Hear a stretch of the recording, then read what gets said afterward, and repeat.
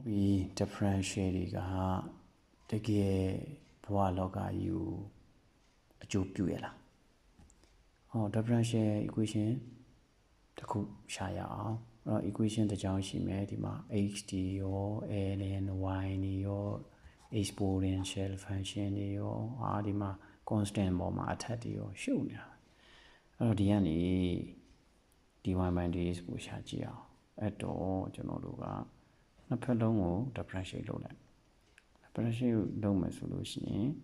ဒီတစ်ဖက်ကိုအရင်ကြည့်အောင် x ln y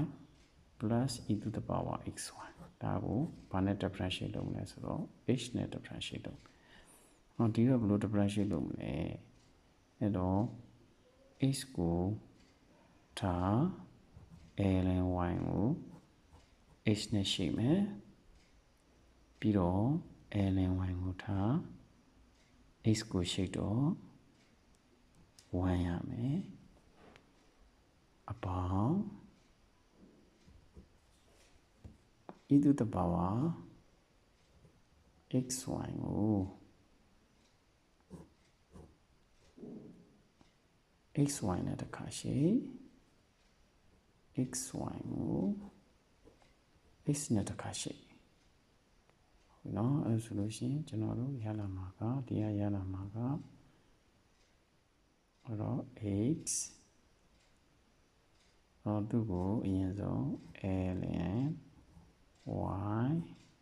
y နဲ့ရှိ y ကိုမှ h နဲ့တစ်ခါ h နဲ့တစ်ခါရှိအပေါင်း ln y ဒီမှာကတော့အပေါင်း e to the power xy ပဲပြန်ရမယ်သူ့ကိုရှိတဲ့အခါကျတော့ကျွန်တော်တို့က x ကိုထား y ကိုရှိတော့dy by dx y ကိုရှိလို့ရှိရင်အပေါင်း y ကိုထား x ကိုရှိတော့1နော် equal to သူကရလာမှာဒီ x into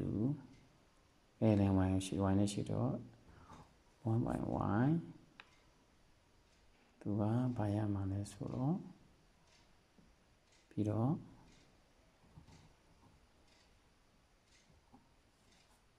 y ကိုတစ်ခါရှိပြီးတော့ ln y plus e to the power xy x y plus x plus y e to the power xy ဖြစ်ပါမယ်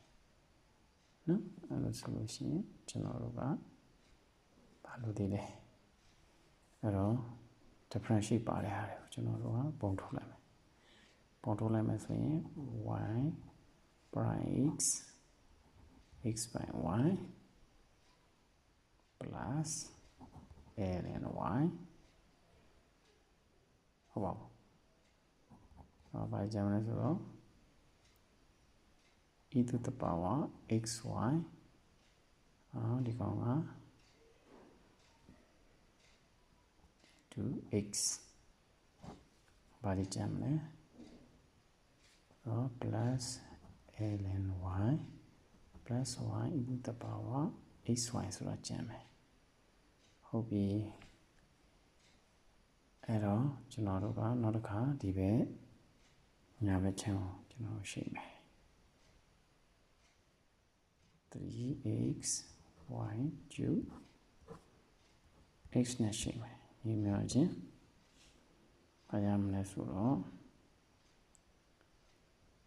x နဲ့ဖြစ်တဲ့အတွက် 3x ကိုထား y cube ကို y နဲ့တစ်ခါရှိ y ကို h နဲ့တစ်ခါရှိ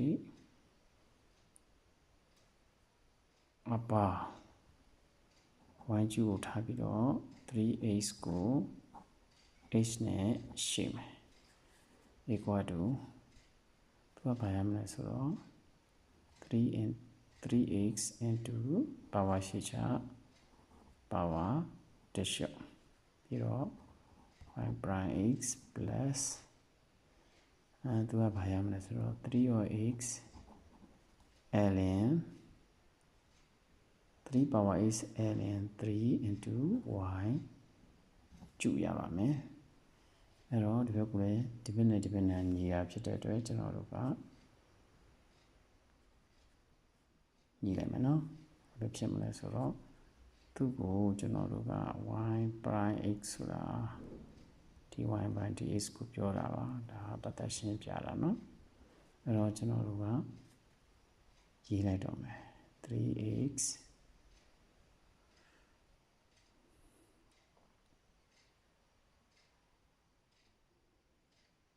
minus 3 y square dy by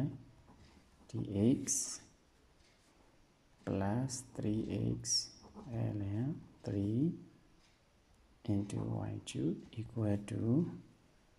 dy by dx partition x by y plus x e to the power xy going by plus ln y plus y e to the power xy y e to the power xy ဆိုတာရပါမယ်အဲ့တော့ကျွန်တော်တို့ differentiate ဒီဘက်မှာ differentiate ရှိတယ်ဒီမှာ differentiate ရှိတယ် differentiate တွေကိုစုရနော်သူ့ကိုဒီဘက်ကိုပို့လိုက်မယ်နော်ဆိုတော့ကျွန်တော်တို့ဒီလိုလိုက်မယ်ဗျာ dy by dx ပါလာမယ် x by y plus x e to the power xy minus dy by dx ပါရှိတယ်ဆိုတော့ဒီမှာ 3x plus 1လို့လိုက်တော့မယ်နော်ဒီနှစ်ခုပါဝါလေးပေါင်းလို့ရတာမနော် y square ညီးများချင်းဒီဘက်မှာဘာလေးရှိမလဲဆိုတော့ 3x ln 3x ln 3 y cube minus ဒီကိုလာလိုက်မယ်နော်တခါလေ ln y into ln y into မဟုတ်ဘူး minus ပါဗျာ minus y e to the power xy နော်အဲ့တော့ကျွန်တော်တို့ဒီ y by dx ကိုပုံထုတ်မယ်ဒီနှစ်ခုอ่ะဒီ y by dx ကိုပုံထုတ်ရင်ကျွန်တော်တို့က x by y plus x e to the power xy minus 3x plus 1 y square ဒီဘက်မှာတော့ဒါကြမယ် 3x ln 3y cube minus ln y minus y e to the power xy ဖြစ်ပါမယ်